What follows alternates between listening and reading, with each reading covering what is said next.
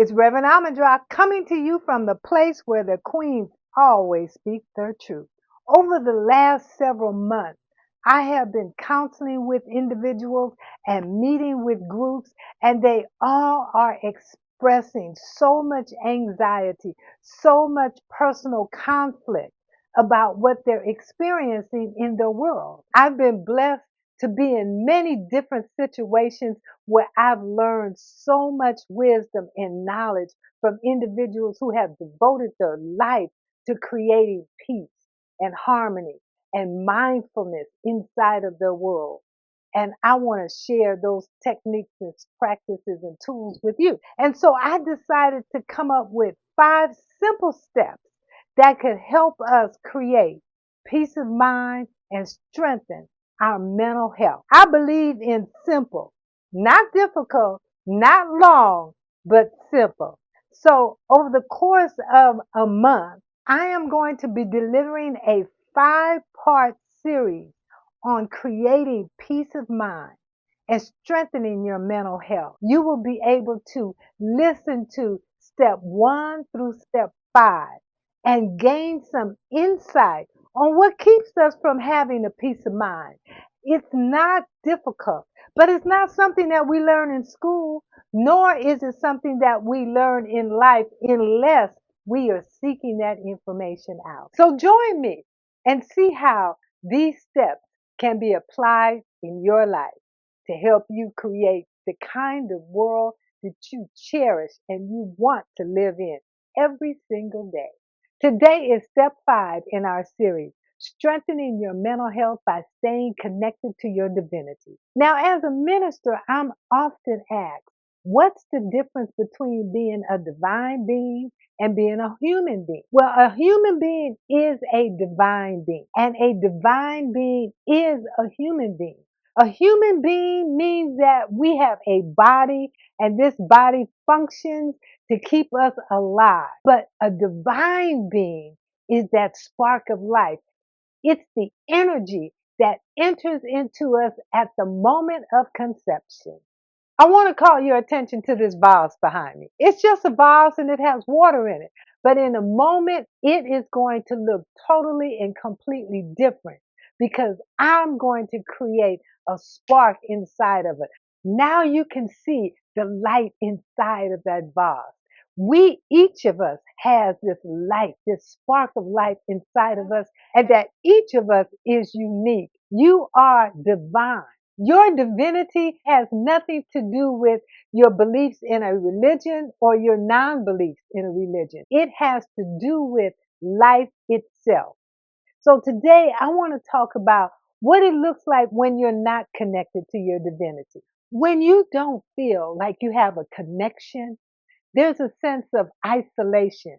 And with that isolation, you feel a sense of being apart from others. Even though you're in a crowd, even though you're surrounded by your family, when you're not connected to your own divinity, you can feel less than, which can throw you into a state of depression. It could have you be outside of your true essence. And your true essence is joy and happiness and life. When you don't have that connection to your divinity, there can be an increase of anxiety. There can also be a feeling like there's a lack of purpose. Why am I here? What am I supposed to be doing? You have a special gift. It is your job to identify what that gift is, and you do that by tapping into your divinity. There's also a lack of inner peace and stability when there's no connection to your divine self. When there is a disconnection to our divinity, there's a disconnection to who we are, our true essence. And that feels unstable. When you have a connection to your divinity, it brings you a peace within. It brings you a calmness to your life because you begin to understand that you're not alone. When we have that connection to our divinity, it also gives us a sense of resiliency that we can step forward and we can move through anything that's in front of us. Whatever challenge is in front of us, we can move forward because we know that we are alive, that we are connected to life, and that life supports us. This body does everything in its power to keep us alive. That's that divine spark within us. And when we connect with it, simply by understanding and knowing that it's there, we have a sense of resiliency, a sense of personal power, personal self worth. And it's not coming from outside, it's coming from within because that's where our divinity lives. When we have a connection to our divinity, we also have a strong sense of self acceptance. And that's because we understand we are unique and we don't have to compare ourselves to someone else. We're not looking outside of us to be validated. We're looking within and we're being grateful for who we are. We understand that we have something that's so precious. It's called life. And as long as we have life, we can move forward. So, how do we connect with our divinity? The first thing is to understand that there is this power and presence inside of you. Recognition is the very first step. The second step is for you to begin to do some research on what it is you like to do. Go back to your childhood and see what you loved to do as a little child. I had an infant care center for 5 years. And in that time, I got to see these tiny, tiny individuals ranging from age of 6 weeks to 2 years old. Each of them had this magnificent spark of life inside of them, and they each expressed it in a different way. Their true essence was love, joy, happiness. Just like the sparks that are here, the light that shines through this vase, their light shone through them all the time. They laughed, they played, they were happy. That's our divine essence. And as we grow and we become socialized, the light within begins to dim. Sometimes that light totally, completely goes away. We don't see it any longer.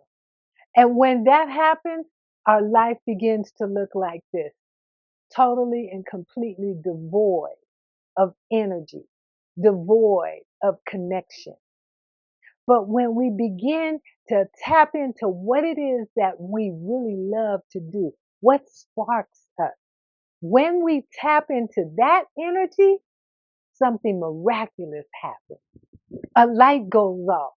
At first, that light might not be so bright, but it goes off. A spark goes off because you're connecting to your divine self. And when you keep connecting to your divine self, that light grows bigger and bigger until it shines forth all around you. So, one of the first things you want to do is find something you love to do that can become a daily practice for you. When you connect to a daily practice and you put it in place and you do it every single day, you are reminded that you are a divine being. And the more you remind yourself that you're a divine being and the more you tap into that energy, that life force that's inside of you, the more calm you become, the more resilient you become, the more joy and happiness begins to come up out of you. And it has nothing to do with your circumstances. It has all to do with what's going on within you. A second way for you to tap into your divinity is begin to reflect on your beliefs. Do you have beliefs that are serving you? Or do you have beliefs that belong to someone else and you accepted them simply because they gave them to you? You may step deeper into your religious beliefs. You may expand your religious beliefs. But what are your beliefs? When you can begin to identify that belief that's particularly, specifically for you, you are connecting on a deeper level with your own divinity. A third way to connect to your divinity is to release old patterns of disconnection. Let them go and understand that your life right here today is powerful. So if you want to have a peace of mind and you want to strengthen your mental health, one step that cannot be left out is connecting with your true essence. That's your divinity. And once you connect with your divinity, you will begin to understand that your life can be a life of whatever it is you choose it to be because you have that type of power within. And your circumstances will begin to shift because as you shift internally, everything to you externally begins to shift. That's how life works. I hope you enjoyed our series on peace of mind, strengthening your mental health. And I hope you look at all of the steps. Step one, remember, was accepting things that you cannot control. Step two, staying focused on the here and now. Don't live in the past. Don't live in the future. And step three, forgiving others and forgiving yourself.